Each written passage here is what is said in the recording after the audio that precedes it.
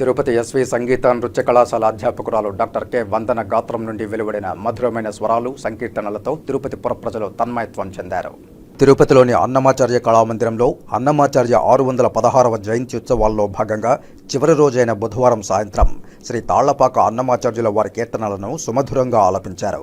ఇందులో భాగంగా డాక్టర్ వందన బృందం ఆలపించిన వందే వాసుదేవం, తెరతీయగ రాధా, కొలువుడై భక్తై, కొండల కోనేటి, నల్లని మేని నగవు చూపులవాడు వంటి కీర్తనలు ఆహుతులను మంత్రముగ్ధులను చేశాయి. వయలిన్పై డాక్టర్ కొమాండూరి వెంకటకృష్ణ, మృదంగంపై కోటిపల్లి రమేష్ అద్భుతమైన వాయిద్య సహకారాన్ని అందించారు.